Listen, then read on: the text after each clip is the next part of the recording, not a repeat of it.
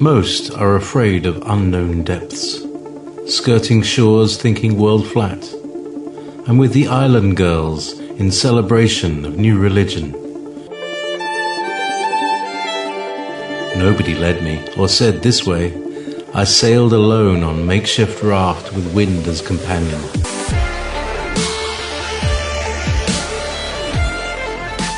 Fate for deliverance, confidence enough to assess new disposition. Seekers of lost paradise may seem fools to those who never sought the other worlds. Welcome to Momentary Zen with Zen Garcia. Visit www.fallenangels.tv. You're listening to Revolution Radio. Resplendent dragons, once the guardians of a forgotten age, where knowledge, like treasure, was hoarded in deposit, are rumored to have contended with shining, armor-clad knights, questing heroes in search of long-sought-for relic. The regal nemesis of many kings of far-off realm, mystical denizens, rumored to have engaged in battle, memorialized as the apex of fantastic acclaim. Like St. George, their accolades are celebrated, fable, having survived untold generation, as history mostly long forgotten by current interpretation, victory of which is lost in surreal definition. Welcome, friends. I'm your host, Zen Garcia. This is Momentary Zen here on Revolution Radio on Studio B, and we come to you every week, 8 to 10 p.m. Eastern. I thank all of you for taking the time to join me for a live broadcast, and know that I appreciate your friendship, your fellowship, and the worthy dialogue that you share with not only myself, but the other many hosts that utilize Revolution Radio as platform for truth.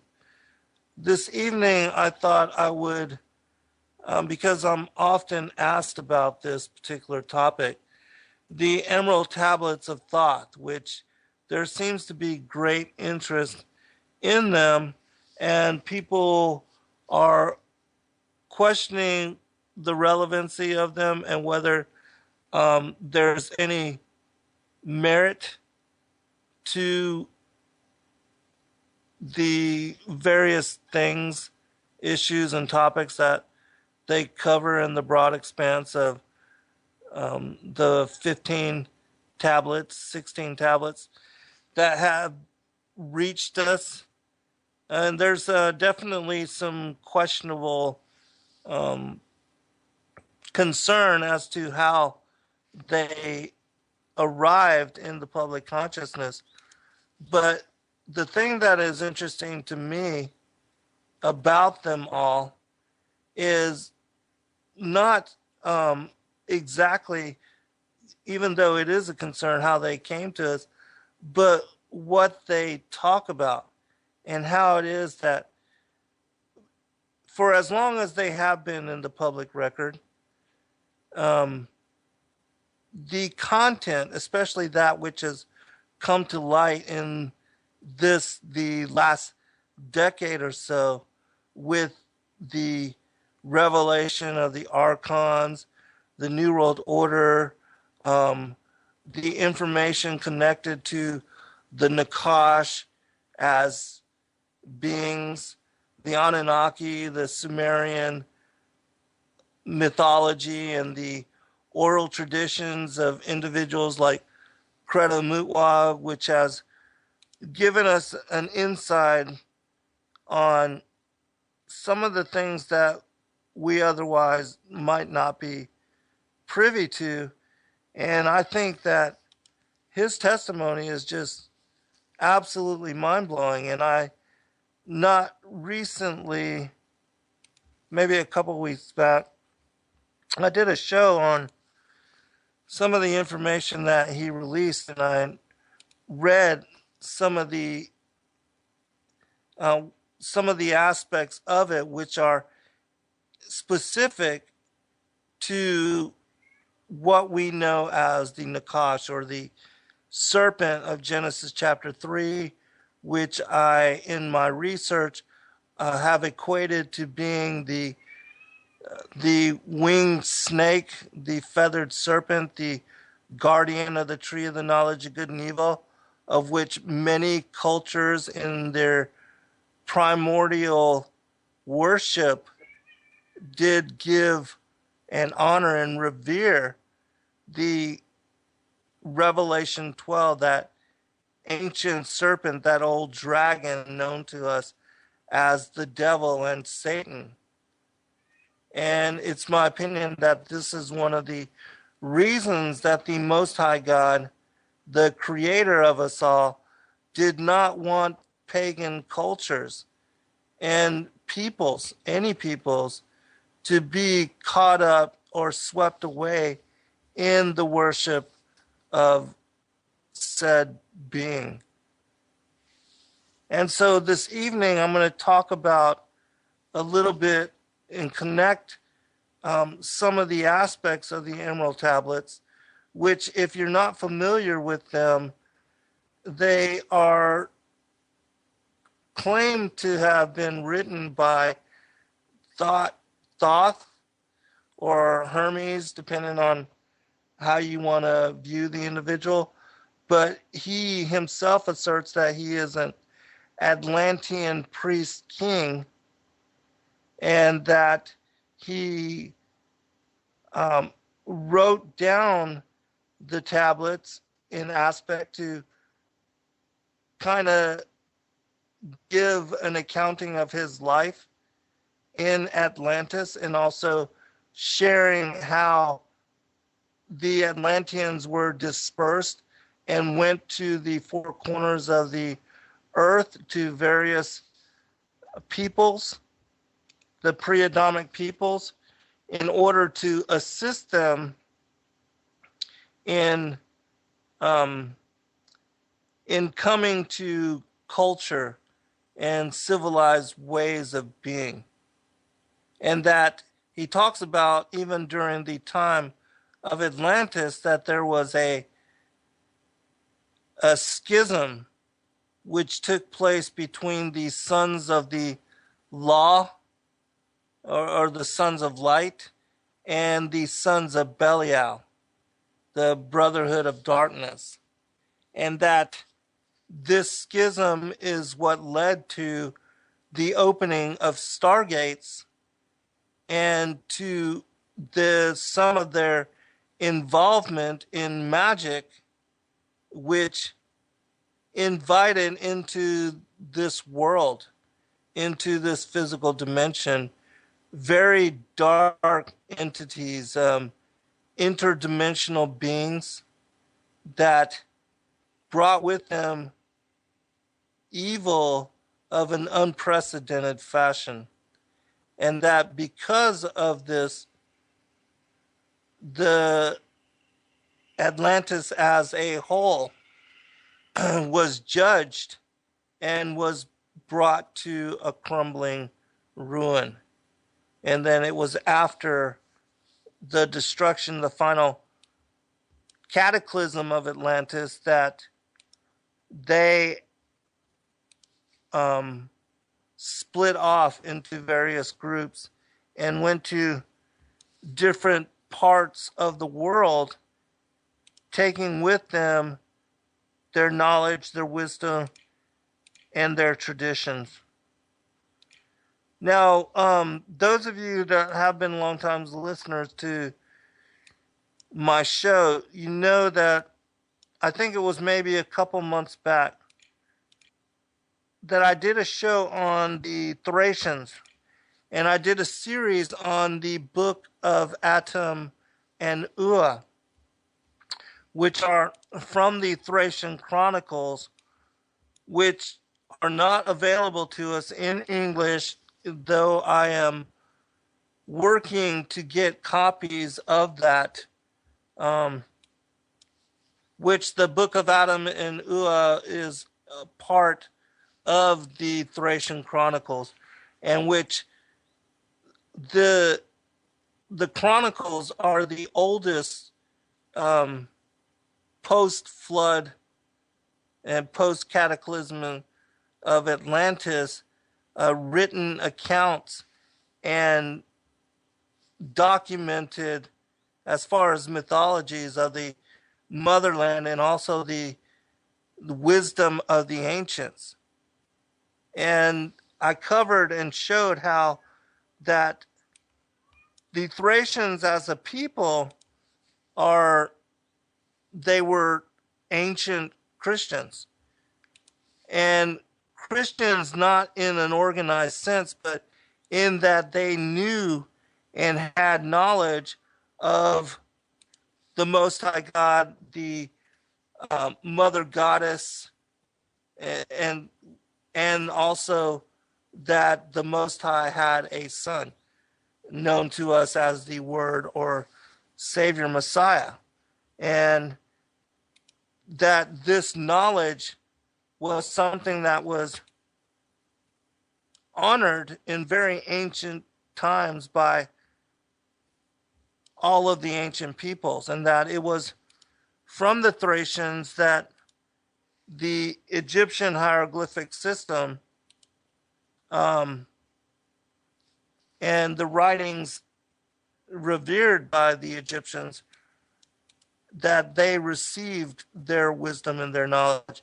And how it is that now it's my opinion that the fallen angels, and the rebel angels, that they led not only the Egyptians but others astray into worshiping them and to giving such worship in ritualized prayer and offerings to these particular beings rather than that of the Most High God, and also to the Trinity, which is the Holy Spirit and the Son.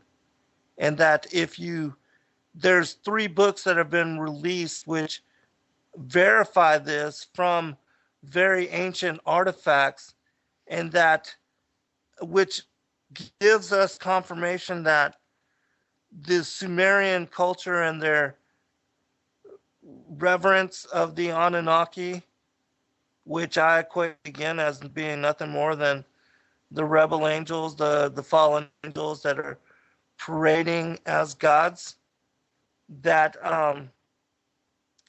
that Christianity was not based on the Sumerian accountings and the mythology as laid out by specifically to Enki, which a lot of the texts are written by this particular being, and to the Anunnaki themselves.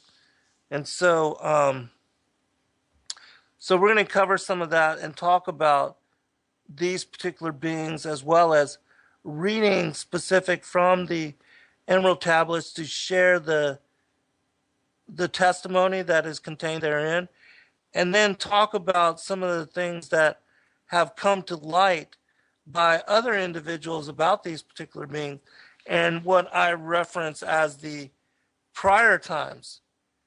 And specific, I'll make mention as to some of the stuff that has been written and shared by Edgar Casey and many of his lifetime readings, which there's a lot of material which talks about the Atlanteans as far as their lifestyle and the things that they did and were involved in those ancient times. And I'm not saying that the testimony that he shares is in any way inspired or that it's something that we can give and hold in high regard, but that it's interesting what he has talked about. And you know, this goes back to the 1930s, to when he was doing his work, and especially for having come from that particular time and the things that he was talking about. It's interesting material, to say the least. And then as far as the testimony of Plato and his account of Poseidon, which for those of you that have studied my work, I speak about how, because a lot of people say that Enki and his brother Enlil, that they are um, that they are Satan and also Jehovah or Yahweh of the Old Testament.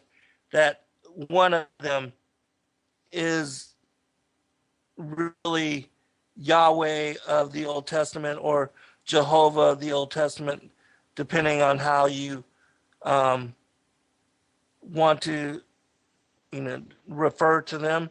But in my work, I equate Enlil with being Zeus of the pagan pantheon, and Enki with being Poseidon or Neptune, and that which keeps them all as being, you know, the rebel angels or the fallen angels, and that Yahweh of the Old Testament is the Most High God. And so, and I know that a lot of those so-called Gnostic experts, that they assert the same thing, but it's my opinion that they are wrong. And so, what Plato, in my opinion, is talking about is he's speaking about Enki, or if you in the Egyptian pantheon, he would be Ptah, and that Marduk is the son of Enki, and in the Egyptian pantheon it would be Ra. Ra would be the son of Ptah. But anyways, and so Plato is speaking about Enki or Poseidon, Neptune, and his having taken a wife of, you know, of a human wife, and having fathered children by her, 10 sets of, or 5 sets of twins, of which Atlas was the firstborn. And it was Atlas who, as the king of Atlantis, that his name is equated with it as an ancient culture and civilization, and that even the Atlantic Ocean is supposedly named after Atlas. And so, anyways, and so Plato, in his testimony of Critias and Timaeus, he's speaking about Atlas and the children that were fathered by Enki or Poseidon and these rebel angels. And so when we come back, I'm going to talk about another piece of information from the Farsight Institute, which, if you've not heard about them either, they were a group of military remote viewers who were tasked, without ever being persuaded or led in any direction, they were tasked with remote viewing the Great Pyramids, how they were built and how they were created, the technology behind them, as well as the beings that were involved with the task of creating those megalithic and monumental structures. And the reason I mention this is because also in the Emerald Tablets of Thoth, he asserts that he was the one that is responsible for the building of the pyramids.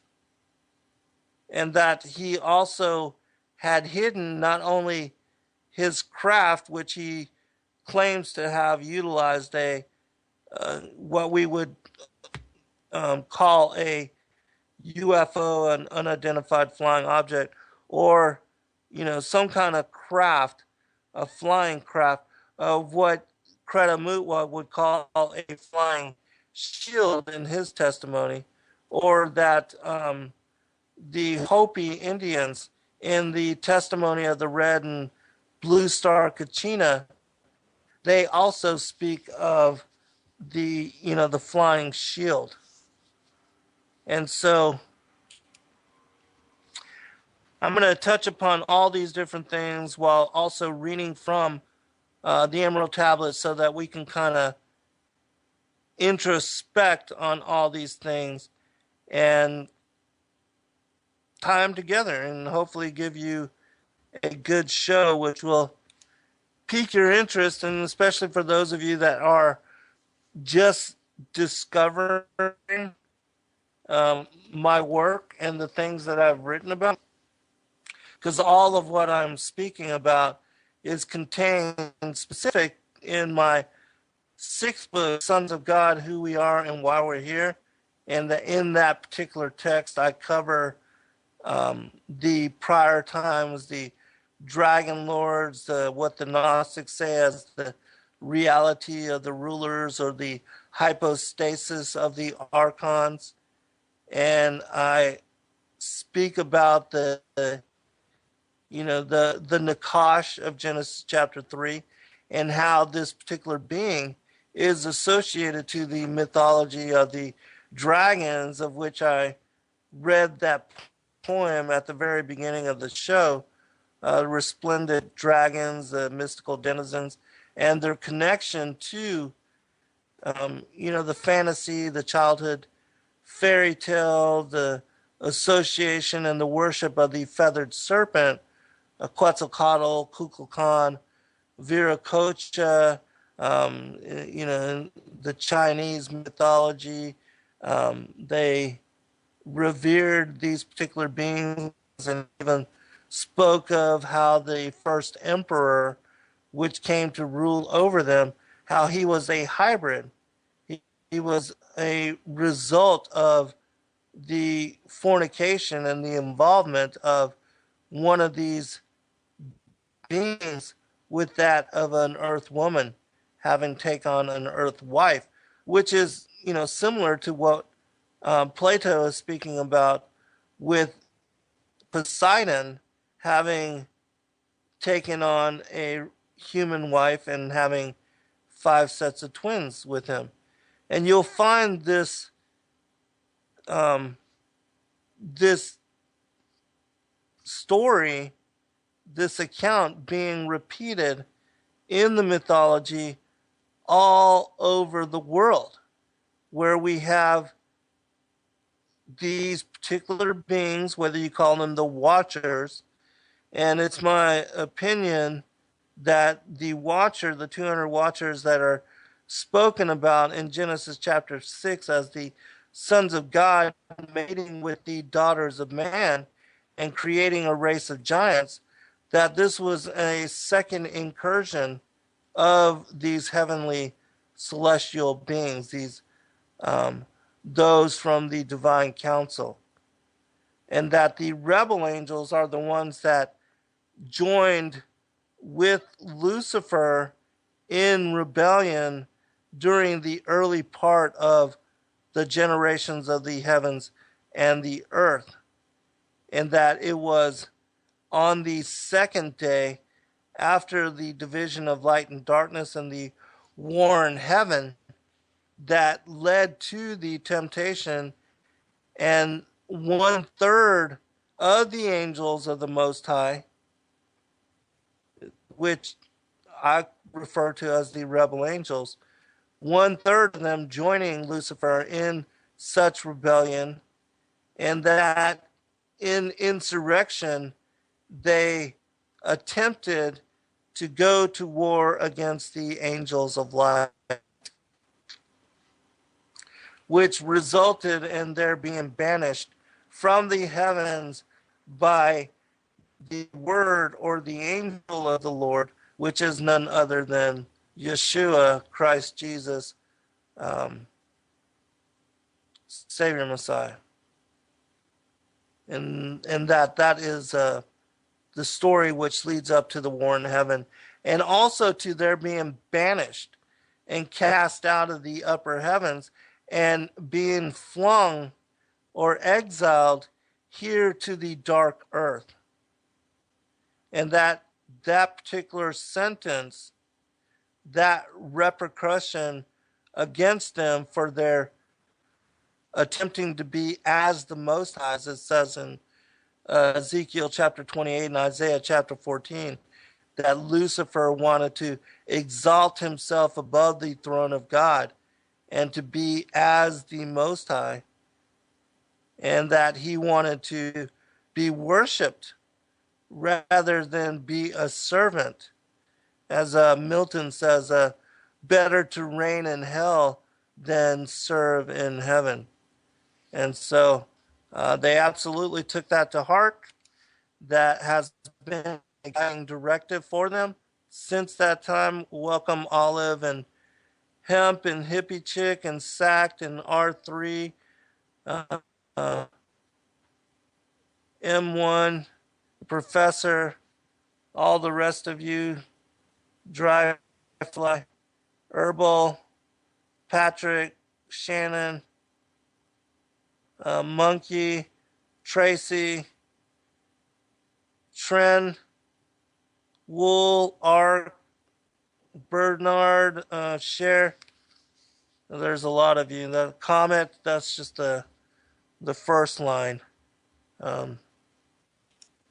Many of you, Daku, Delta, Denise, Greg, all of you, welcome, and Mr. Rowe, God bless all of you. Thank you for joining us. We'll be right back. All right, welcome back, everybody. I thought that I would start with a quote, which, for those that have studied the Gnostic text, you're aware that they are called and have even been released as the secret teachings of Jesus or Yeshua. And that the reason they are referenced as such is because many of these texts are books that were, or the witness accounting by the apostles who wrote them down and shared them, are from the time that Christ, after his resurrection and death on the cross, his crucifixion, the 3 days that he spent in Sheol when he took the patriarchs from Adam to the thief on the cross, took them to the Archurian lake at the third heaven, turned them over to Michael, allowed them to be baptized in the Archurian lake, and then once they were clean, they were allowed to enter into the city of God, or New Jerusalem.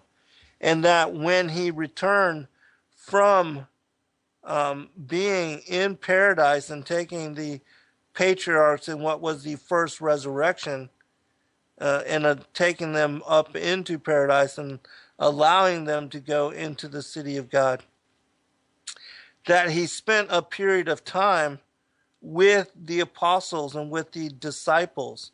And rather than speaking in parable, he allowed them to ask questions, and he answered them in straightforward manner. And he was patient and also careful to help them to understand in a way which brought to light so much that had been veiled in parable form. It's much like in Matthew chapter 13, in the very first parts of that particular chapter, he is speaking about what he says, I will utter secrets that have been, I will utter knowledge that has been kept secret since the foundations of the world. And in the first part, he referenced the seed of the serpent and how the devil had sown his own children upon this planet, and that these particular tares, that they would be associated to the synagogue of Satan in Revelation 2:9 and 3:9, those who say they are Jews but are not, and that these particular beings, this lineage and these children, that they would actually be flesh and blood children of the devil, which, and during his time, were known as the Pharisees, or the church authorities. He called them a den of viper, a brood of vipers, and that they were the ones that were conspiring to murder him. And he attributed all the murder of the prophets, even that of Abel, which, associates and lets us know that they are connected to Cain and to his particular lineage, and that the New World Order elites that are sitting on the thrones of the world today, the various presidents and politicians and prime ministers and kings and queens, and those that have been installed as de facto rulers over various countries and various peoples, that they also are connected to the sons of Belial, or the children of darkness. But anyways, in the latter part, when the apostles asked them to explain to them the parable of the wheat and the tares, that's when he lays it out plainly, and he tells them that the devil is the father of the tares, that he's the enemy that snuck into the garden, and that the field is the world, and that he allowed both to grow up together in order for the tares and the wheat to distinguish themselves, and so that he would know who was of his sheep and who wouldn't be, and that this was not by blood or by birth. Just because somebody is born a wheat or born a tare, that would not be the reason to determine whether they take part in righteousness and are allowed to enter into paradise, or if they would be counted with the wicked and destroyed. But it would be their works, as it says in Revelation 2, remember from whence thou art fallen, and do the first works, that would have a great part to play in determining who we are and whether we would be counted with the elect. And so all of that, it's the same thing for these particular texts and many of the Gnostic texts. They are from the time that he was resurrected, after his resurrection, and he came to them to explain to them the mysteries of how it is that we ended up living in a fallen world and being born, incarnated into flesh form, which is a fallen state of being. And why it is that the devil is ruler over this particular world and was able to offer him all of the kingdoms of the world if he would just bow down to him. So that being said, I'm just going to read this real quick. It's a quotation which will set the premise for what we're going into. On account of the reality of the authorities inspired by the Spirit of the Father of Truth, the great apostle, referring to the authorities of darkness, told us that our contest is not against flesh and blood, rather the authorities of the universe and the spirits of wickedness. I have sent this to you because you inquire about the reality of the authorities. Their chief is blind because of his power and his ignorance and his arrogance. He said, with his power, it is I who am God. There is none apart from me. When he said this, he sinned against the entirety, and this speech got up to incorruptibility. Then there was a voice that came forth from incorruptibility, saying, "You are mistaken, Samael," which means angel of death, and it's also the name that the Targums assert to the Nakash, or the serpent of Genesis chapter 3. And it's also the name of the angel that beguiled Eve and impregnating her led to the birth of Cain. Mistaken Samael, which is God of the blind. And this is the reason that you will fight against the powers, because they do not have rest like you, since they do not wish that you be saved. This is from the letter of Peter to Philip, which is one of the Gnostic texts. One other real quick quote, and then we'll go into some of the other aspects of what I'm going to be covering tonight. Then the apostles worshipped again, saying, "Lord, tell us, in what way shall we fight against the Archons, since the Archons are above us?"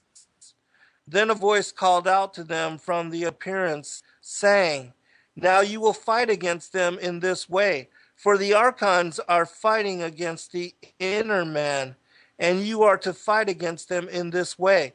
Come together and teach in the world the salvation with a promise. And you, gird yourselves with the power of my Father, and let your prayer be known. And he, the Father, will help you as he has helped you by sending me. Be not afraid, I am with you forever, as I previously said to you when I was in the body." Then there came lightning and thunder from heaven, and what appeared to them in that place was taken up to heaven.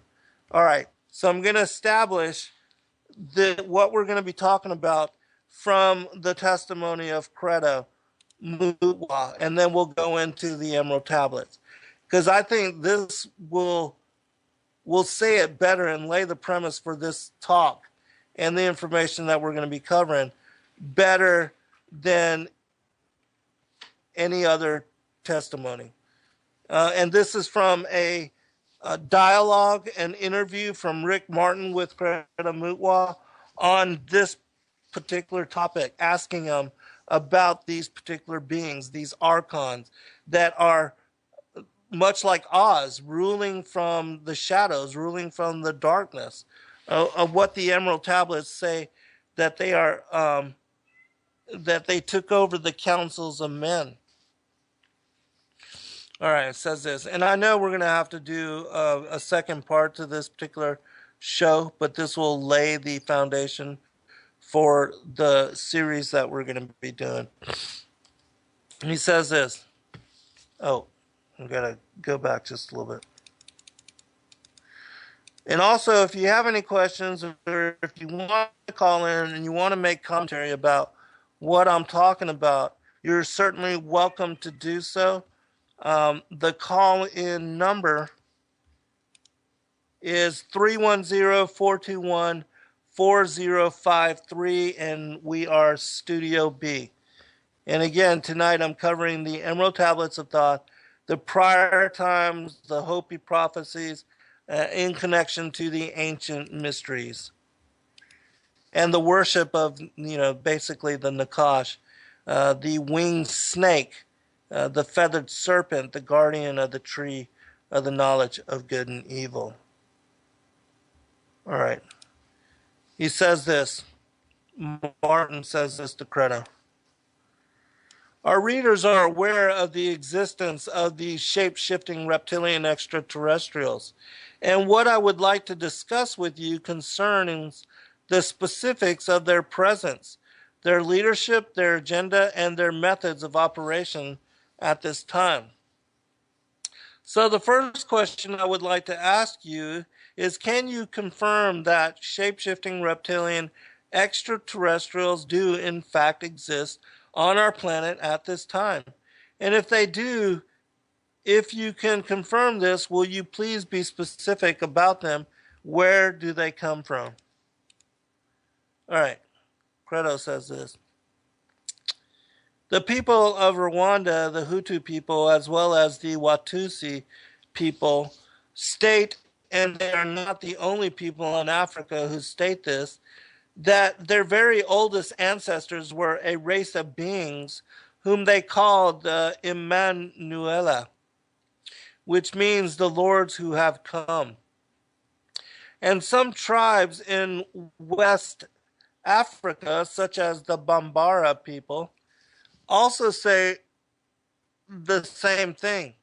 They say that they came from the sky many, many generations ago, a race of highly advanced and fearsome creatures which look like men, and they call them the Zishwezi. The word Zishwezi means the diva or the glidal creatures that can glide down from the sky or glide through water. Everybody, sir, has heard about the Dogon people in Western Africa, who all say that they were given culture by the normal Nomo beings, but they are not. The Dogon people are but one of many. Many peoples in Africa who claim that their tribe or their king were first founded by a supernatural race of creatures that came from the sky. We'll skip just a little bit more. The Zulus claim that many, many thousands of years ago there arrived out of the skies a race of people who were like lizards, people who could change shape at will, and people who married their daughters to a walking extraterrestrial and produced a power race of kings and tribal chiefs. There are hundreds of fairy tales, sir, in which a lizard female assumes the identity of a human princess and poses as her and gets married to a Zulu prince. All right, I'm skipping just a little bit more. And I'm not going to stay too much on this particular. If you want to know more about this particular topic and the show that I did, I just uploaded a 90-minute show I did about this testimony on my YouTube channel, Endeavor Freedom, under Credo Mutwa, the first times. And you can also go to blogtalkradio.com/Fallen Angels TV. The show that I do there every Saturday is the one that I did on this particular topic. If you want the full testimony of this particular, what I'm referencing and reading from. Now, sir, this story has got many versions, and throughout South Africa, amongst many tribes, you'll find stories of these amazing creatures who are capable of changing from reptile to human being, and from reptile to any other animal of their choice. And these creatures, sir, do really exist. No matter where you go throughout southern, eastern, western, and central Africa, you'll find that the description of these creatures is the same. Even amongst tribes which never, throughout their long history, had contact with each other at all. And so there are such creatures. Where they come from, I will never claim to know, sir, but they are associated with certain stars in the sky. And one of these stars is a large group of stars which is part of the Milky Way, which our people call Inquiyab, which means the great serpent. And there is a red star, a reddish star, near the tip of this huge rim of stars, which our people call Insan Nikayamba, which, for those that are wondering, it's the star that we know as Alpha Centauri. All right, this is the last part that I'm going to read. It is said that these creatures feed on us human beings, that they at one time challenged God himself to war because they wanted full control of the universe. And God fought a terrible battle against them. And he defeated them, injured them, and forced them to hide in cities underground. They hide in deep cavities underground because they are always feeling cold. In these cavities, we are told there are huge fires which are kept going by slaves, human, zombie like slaves. And it is further said that these Zuswazi, these Imbulu, or whatever you choose to call them, are not capable of eating solid food. They either eat human blood or they eat that power, the energy that is generated when human beings on the surface of the earth are fighting and killing each other in large numbers. I met people who have fled from the early Masaki in Rwanda from years ago, and these people were horrified by what was happening in their country. They said that the slaughter of the Hutus by the Watusi and the Watusi by the Hutus is actually feeding the Emanuela monsters, because the Emanuela like to inhale the energy that is generated by masses of people being terrified or being killed by other people. All right. One last aspect. No, I think I'll be able to cover it before we go to break.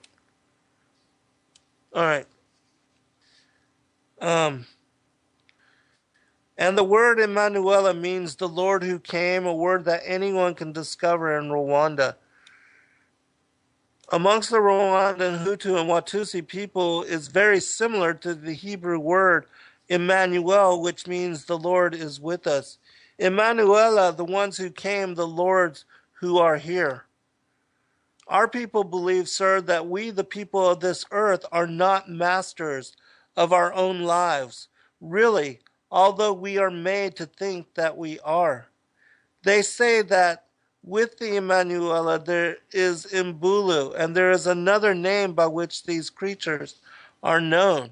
This name is Chitauli.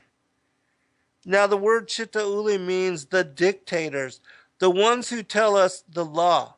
In other words, they who tell us secretly what we are to do. Now it is said that these Chitauli did a number of things to us when they came to this planet. This is interesting too, so I'll go ahead and read it. Please forgive me, but I must share this story with you. It is one of the strangest stories that you find anywhere in Africa and shamanic secret societies and other places where the remnant of our ancient knowledge and wisdom are still preserved. It is that originally the earth was covered by a very thick blanket of fog or mist, and that people could not actually see the sun in the sky except as a nimble of light. And they also saw the moon at night as a gentle claw of light in the sky because there was this heavy mist. And the rain was always falling in a steady drizzle. There was no thunder. However, there were no storms. The world was thickly covered with the great forests, great jungles, and people lived in peace on earth at that time.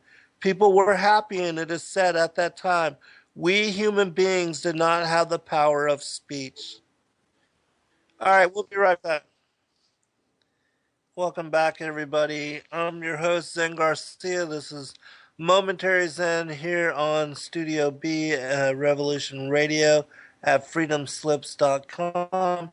And just a quick reminder, we do need whatever financial support you can spare and share with the network, and that Nighthawk would be greatly appreciated, and that there are various ways that you can do that besides just donating money outright. There's several things like coffee mugs and t-shirts and also archival discs of your favorite hosts. Right now they're being offered, it's a year of shows all on one data disk, and that these data discs are being sold at $30 a disc, which includes countless numbers of shows of your favorite hosts, as I said, over the course of a year, and that you would be supporting not only the network but also your favorite hosts, as half of the proceeds would go to them in particular.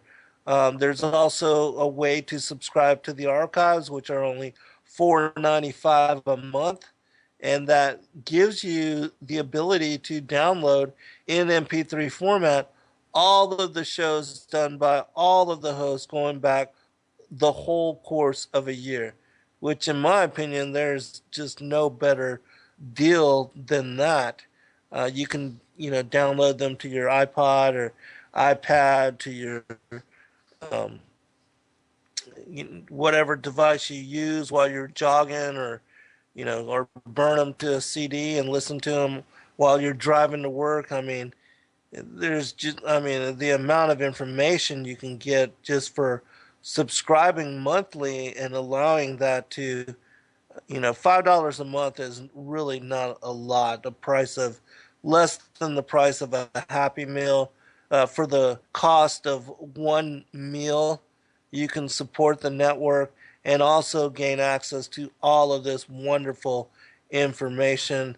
Listen to hosts that you otherwise would not be able to catch, depending on your time of availability. And so, if you can, for those of you that love what we do and cherish the information that you're getting, we appreciate you, and we thank you in advance. Just go to freedomslips.com, click on the donate button. There's many different ways you can support us in our endeavor. And we really do love all of you. All right, I want to real quick read one last paragraph from this testimony of Credo about these particular beings. And then I'll touch on one thing from the Hopi Prophecies, and then we'll go into the Emerald Tablets. And the focus will be over that for at least the next 2 shows. And then it is said, however, that when the Chitauli came to earth, they arrived in terrible vessels which flew through the air, vessels which were shaped like great bowls, and which made a terrible noise and a terrible fire in the sky. And when the Chitauli told human beings whom they gathered together by force with whips of lightning that they were great gods from the sky, and that from now on they would receive a number of great gifts from the god. These so-called gods, who were like human beings but very tall, with a long tail, and with terrible burning eyes. Some of them had 2 eyes, yellow, bright eyes. Some had 3. Red, round eye being in the center of their forehead. These creatures then took away the great powers that human beings had, the power of speaking through the mind only, the power of moving objects with their mind only, the power of seeing into the future and into their past, and the power to travel spiritually to different worlds. All right. From the Hopi Prophecies, which also speaks about these beings, and there's a testimony in the Hopi Prophecies that speak about the return of the Nephilim, or these Chitauli, or these dragons, the dragons of Arabia, which it says in Esdras 2, chapter 15, speaking about the return of the dragons of Arabia. It's all the same thing, the same basic creature being.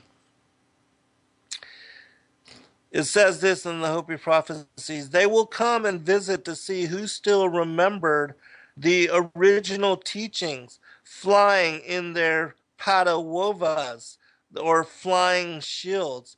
They will bring many of their star family with them in the final days.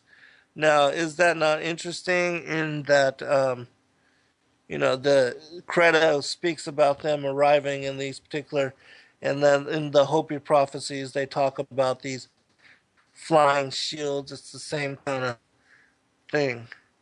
All right, one more aspect from the Hopi Prophecies, and then we'll go into the other. It says,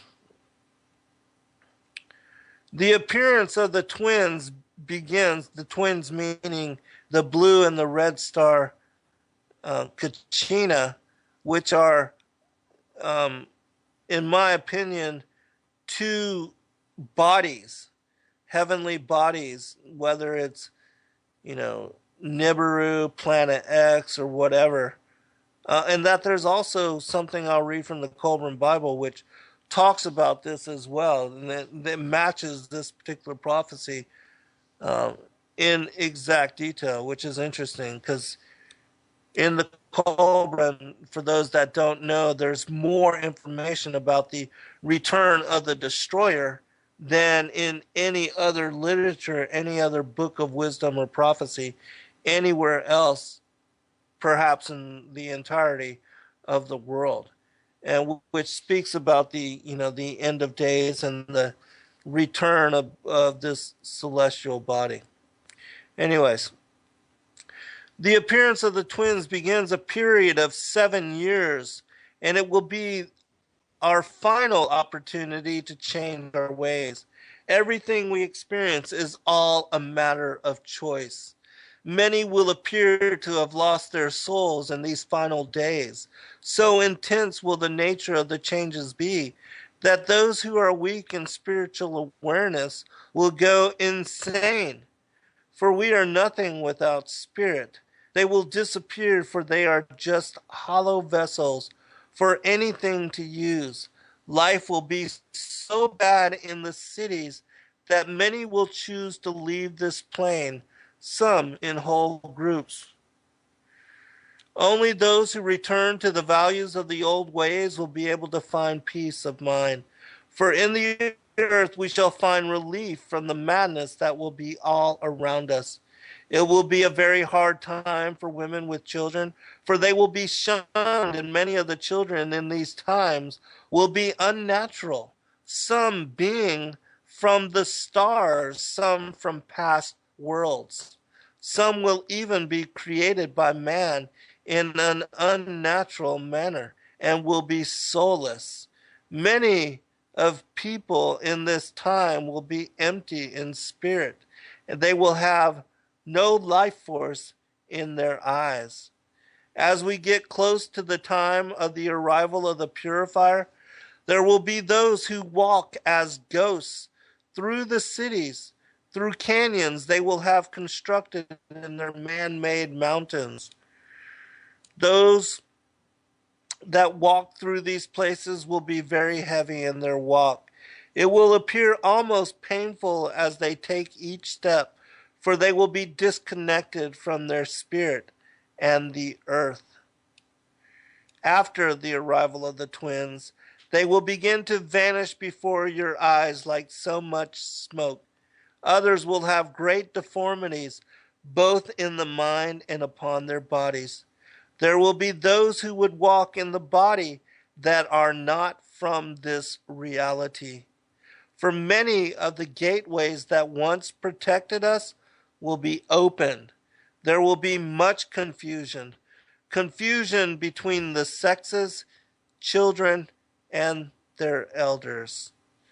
All right, a lot of people say that the CERN and the attempts of the CERN to open up stargates. Perhaps they are doing exactly what the Atlanteans did during their attempts to bring these beings from the other worlds into this particular dimension. And as I had mentioned, the schism which had taken place between the sons of the law, or the sons of light, and the sons of Belial. I made mention of the Thracians as a people and how they were ancient Christians.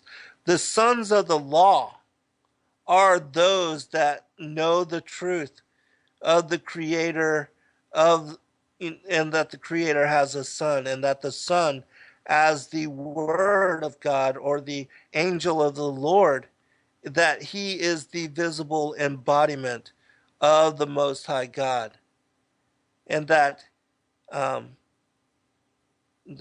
it says in John chapter 1, he's the one that created all other things, that he and the Father are one, and that they pre-existed all other things, and that we as the sons of God, because, you know, for those of you that are not familiar with that aspect of my work, I speak about how we, in our spiritual being, in our first world incarnation, that we were part of the angel of heaven, the council of the mighty, and that we were witness to the war in heaven, the temptation of Satan, and the fall, the insurrection of 1/3 of the angels, joining him in rebellion and war against the Creator.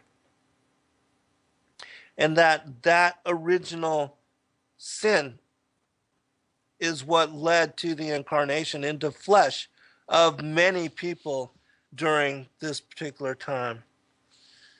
All right, so I'm going to read, and if you have any questions, certainly you can post them in the chat room, and I will try to get to them. I know that this material is very heavy, and that for people that are not familiar with my work, it could very easily go right over your head.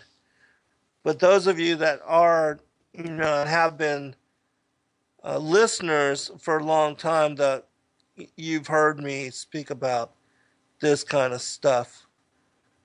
And Hemp says, is it not hell we live in today upon this earth?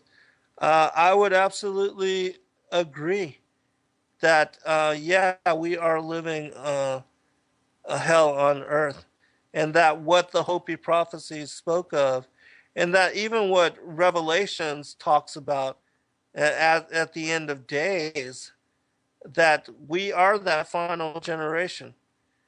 Those of you familiar with my work know that I speak about the parable of the fig tree, and that it's my opinion that the fig tree is representation of the reestablishment of Israel as a nation, and that the gathering of Israel as a nation again is the sign for us as the final generation. What Christ refers to in Matthew 24, Mark 13, and Luke 21 as, know ye the parable of the fig tree. All right. Now we're going to go into the Emerald Tablets, starting with Tablet 1, which says this. And again, I'm going to tie all of this, what we're going to be reading from and quoting from as far as the tablets, in with the story of the ancient mysteries, the oral traditions, as I talked about from Credo Mutwa and also from the Hopi Prophecies. It says this.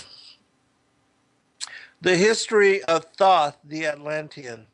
I, Thoth the Atlantean, master of mysteries, keeper of records, mighty king, magician, living from generation to generation, being about to pass into the halls of Amente, set down for the guidance of those that are to come after, these records of the mighty wisdom of great Atlantis.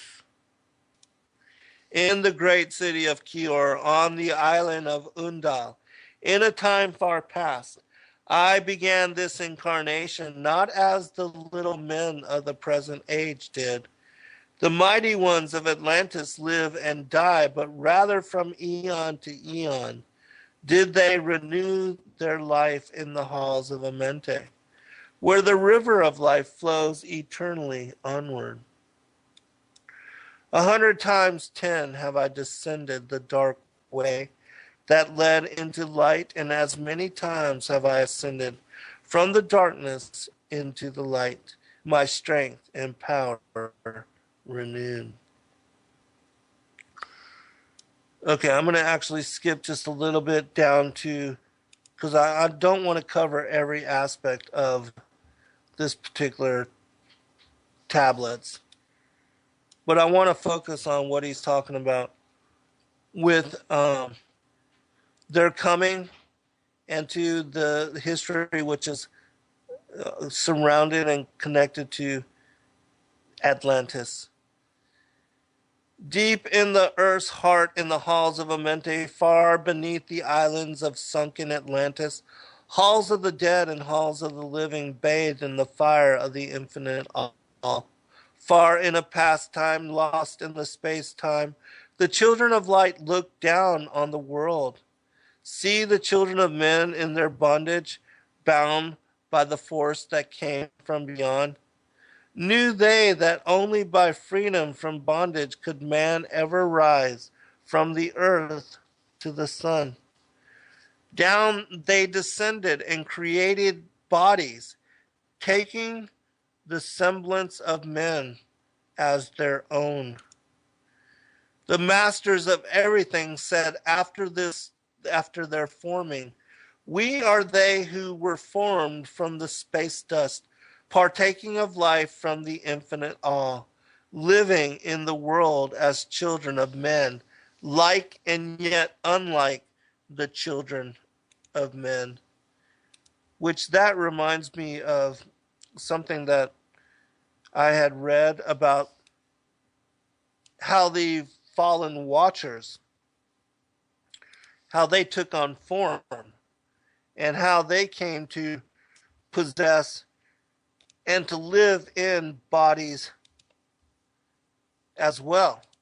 You can find that story in the Kebra Nagast, chapter 100, which, if we have time, which we probably won't, uh, I'll read from that. But that is the story. Chapter 100, it gives great detail and elaborates on the Genesis chapter 6, the sons of God mating with the daughters of man and coming to give rise to a hybrid race of beings, the giants of old, the men of renown. And that you can find in that story how it is that they ended up being placed into bodies of flesh. All right. And so, the first part talks about how these particular beings came to be in flesh, which is much like the story of the Watchers. But this would be the rebel angels and how they came to be not only here upon this planet, but that this was a time before modern humanity, what I refer to as the prior times, and that it speaks about how it is that they ended up being in the flesh, in which the stories of Edgar Casey, when he speaks about them and how they ended up being upon this plane of existence, he makes mention of the same thing, that they created bodies for them to work in and also to take on form in this physical plane of existence, which is kind of similar to what the fallen angels are trying to do in monitoring through alien abduction the DNA and the genome experiments that they are in process of trying to create perfect fit extensions for them to be able to take on form in this plane of existence. And the whole, the efforts to create a superhuman, that is the same kind of thing.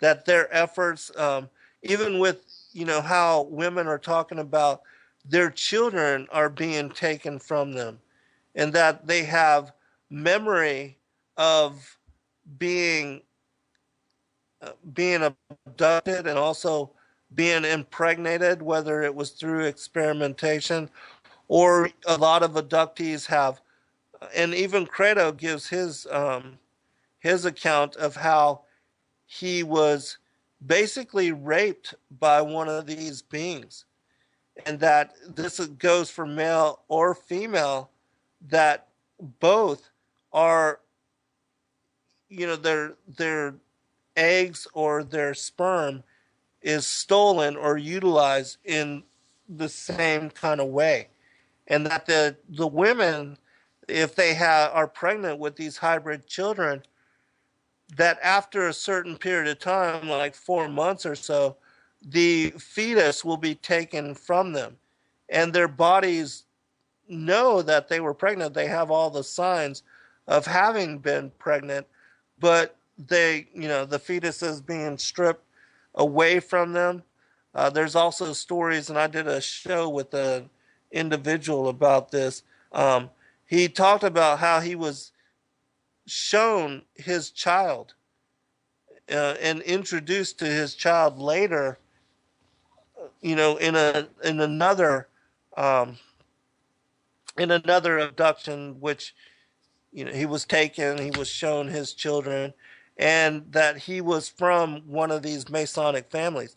He spoke about how it was a generational thing, and that his father and his grandfather, that they were high level Masons, and that they were involved with these beings, and that it had passed on to him, and that he was used by one of these beings sexually in order to gain access to his sperm.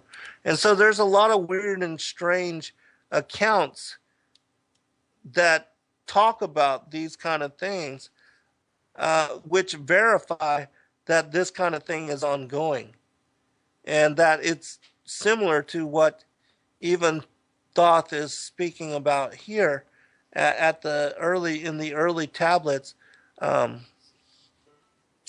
in the creation of a fit extension in order to use and come into this world system. All right, we'll be right back.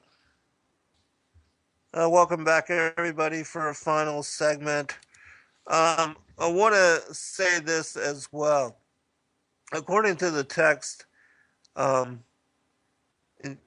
we know that Thoth here in this particular, the things that he's writing about, you cannot characterize him as being necessarily evil, and that perhaps he was with the Sons of Light and part of the group, the Sons of the Law, which there's a Dead Sea Scroll, a document that has come out, part of the Nag Hammadi Codices, or actually part of the Dead Sea Scroll collection, which speaks about the war between the Sons of Light and the Sons of Darkness.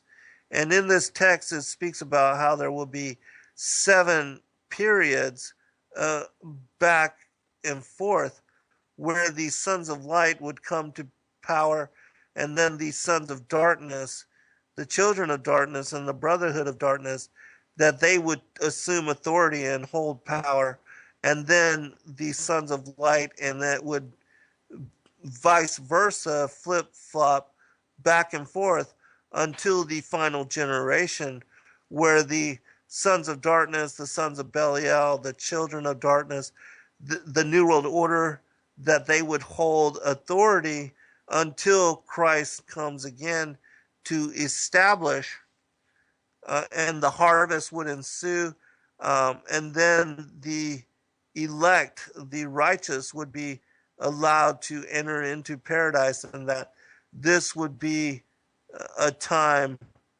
the time that is spoken about, that there would be great peace and no more evil, and that the Sons of Light would be able to assert their final authority over the Children of Darkness, or the Sons of Belial. And so, according to what is referenced and written down here, we can't assume one way or the other as to Thoth and his allegiance. All we know is that he was told by his teacher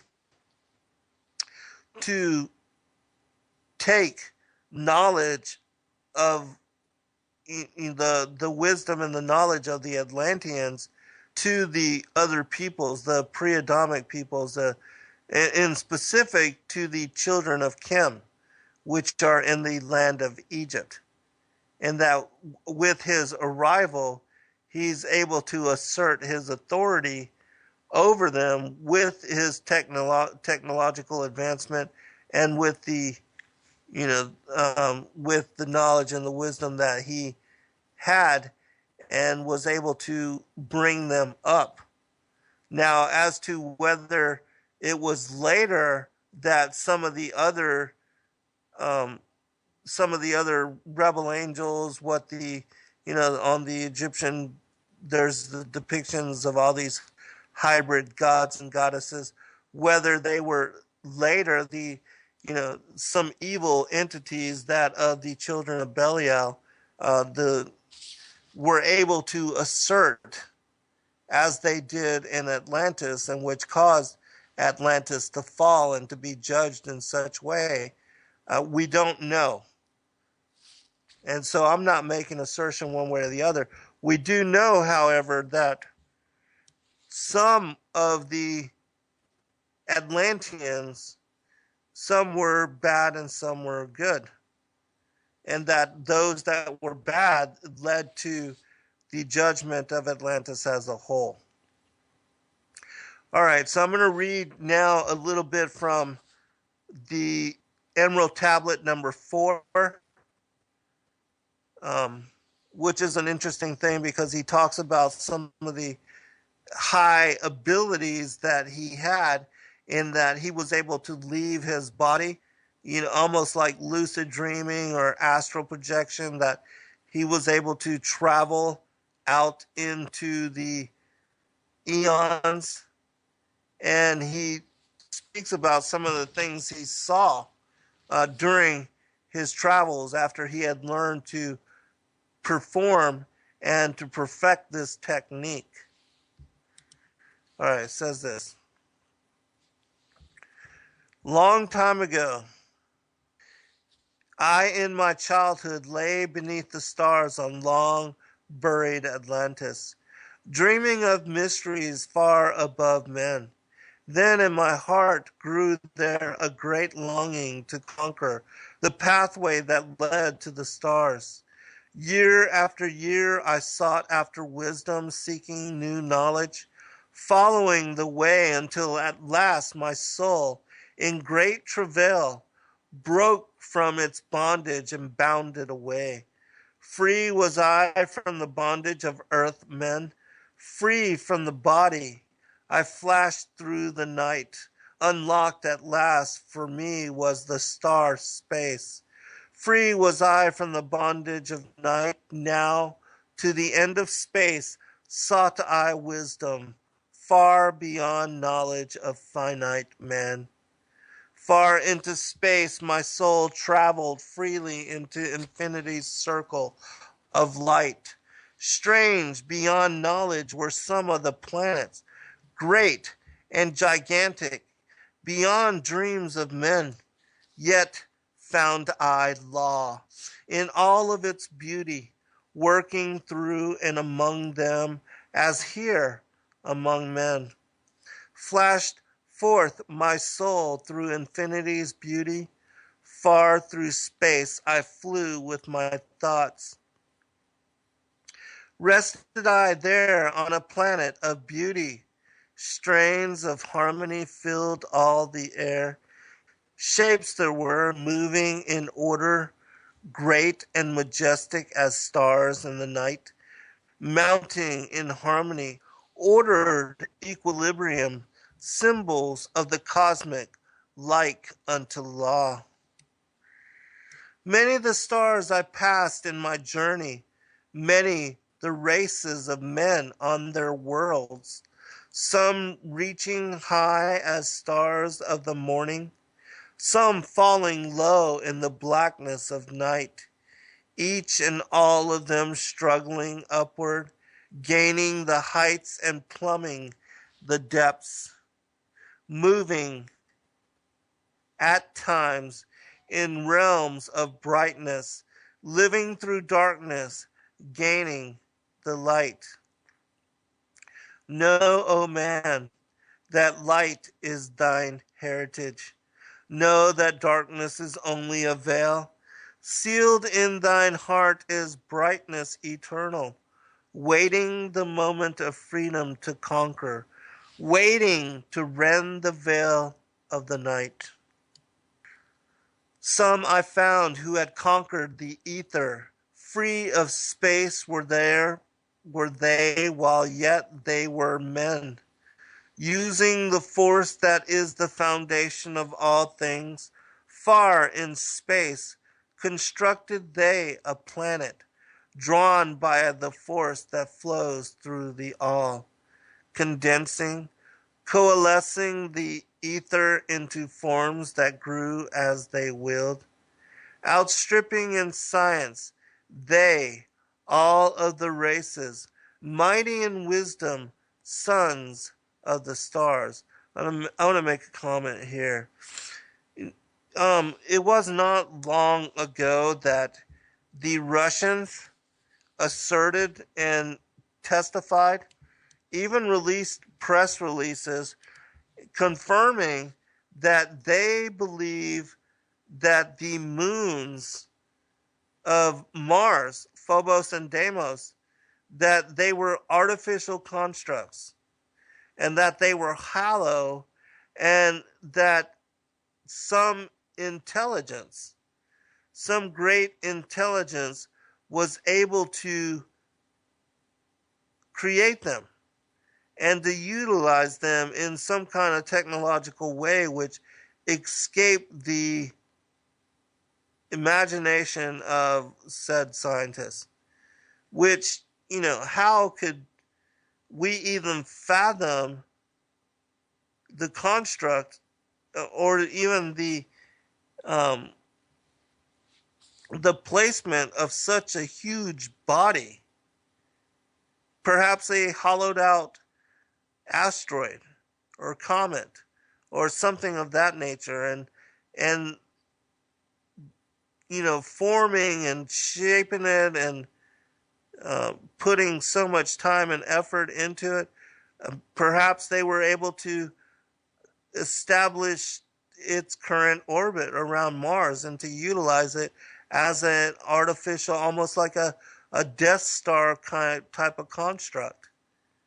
I don't know, but it's interesting that Thoth makes mention here in this particular text, in tablet number 4, I believe it's the one I'm reading from. He speaks about in his astral journeys, his visit to the stars, how he was able to see other human-like beings, very technologically advanced, perhaps spiritually as well. We don't know, but that they had accomplished great achievements. And so it's interesting, this aspect of those emerald tablets. And so, continuing on. Long time I paused watching their wisdom. I saw them create from out of the ether cities gigantic of rose and gold, formed forth from the primal element, base of all matter, the ether far flung. Far in the past they had conquered the ether, freed themselves from the bondage of toil, formed in their mind only a picture, and swiftly created it grew.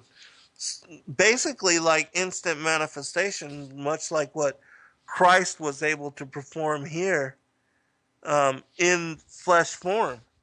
And that these particular beings, it sounds almost like an angelic host, almost like he was watching those that lived on the third heaven, New Jerusalem, and that there are stories, testimonies of individuals that speak about how they were taken to the heavens and allowed to see the place of the elect, what Christ refers to as, I go now to prepare a place for you.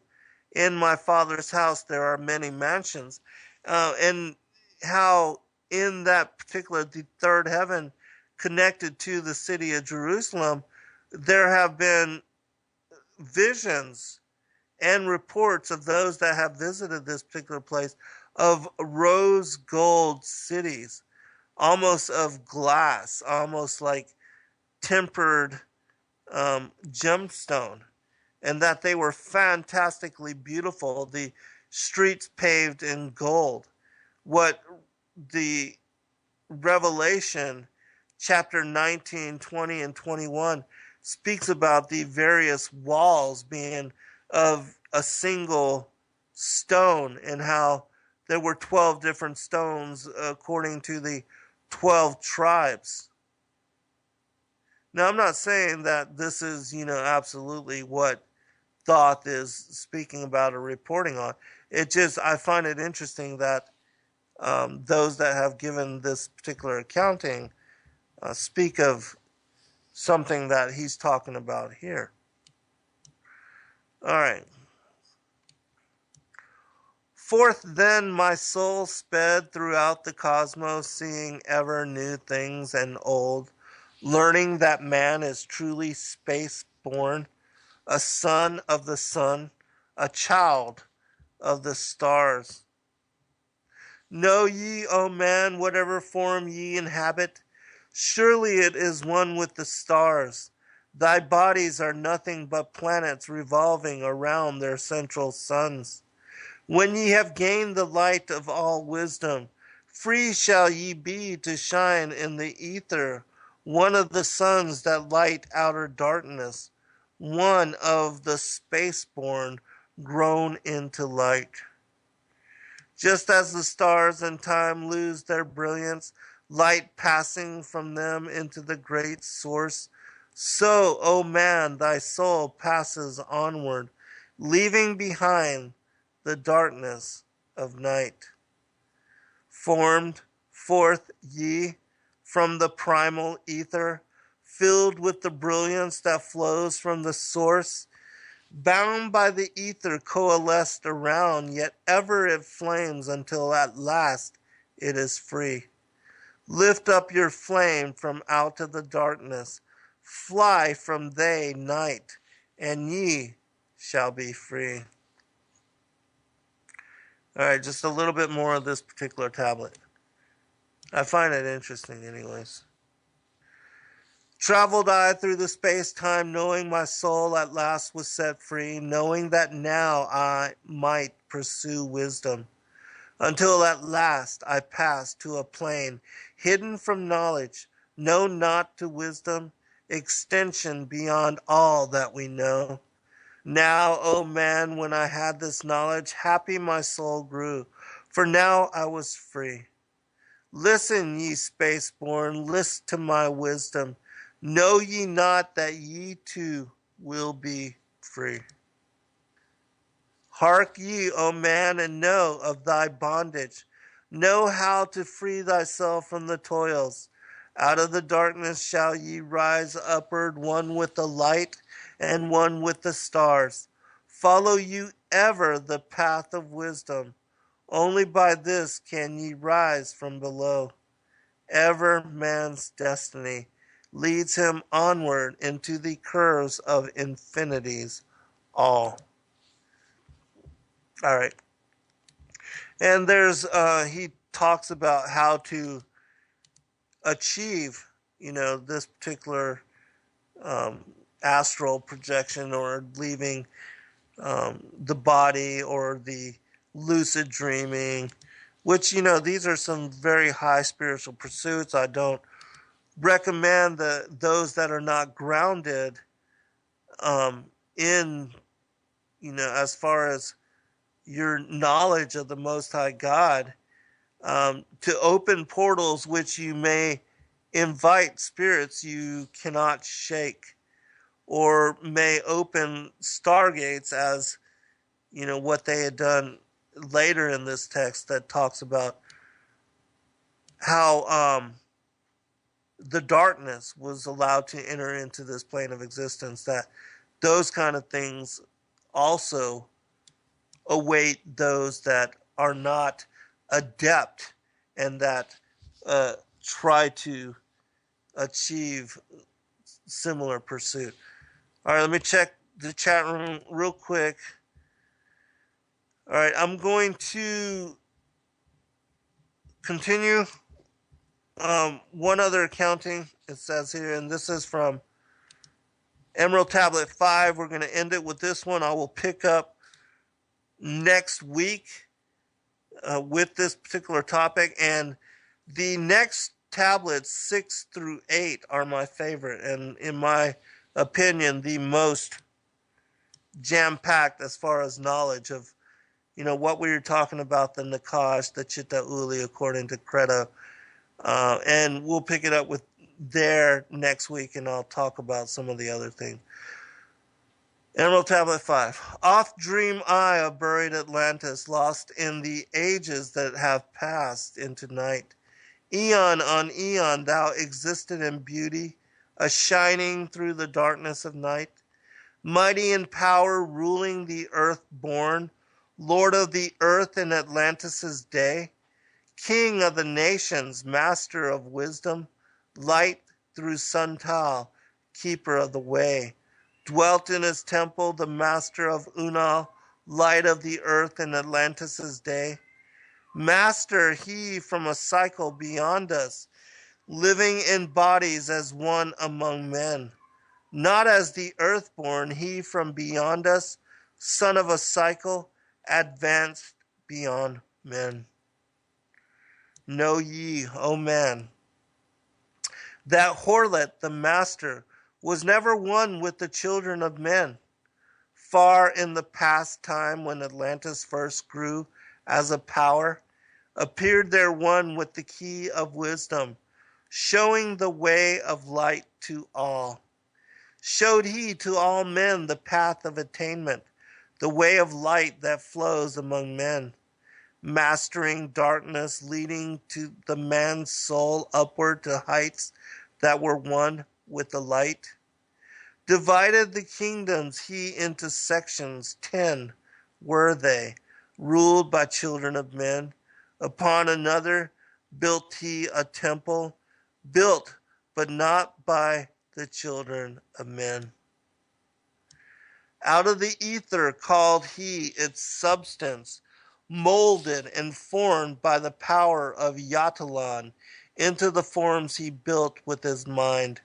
Mile upon mile it covered the island, space upon space it grew in its might, black yet not black, but dark like the space-time, deep in its heart the essence of light. Swiftly the temple grew into being, molded and shaped by the word of the dweller, called from the formless into a form. Builded he then within it great chambers, filled them from forms called forth from the ether, filled them with wisdom called forth by his mind.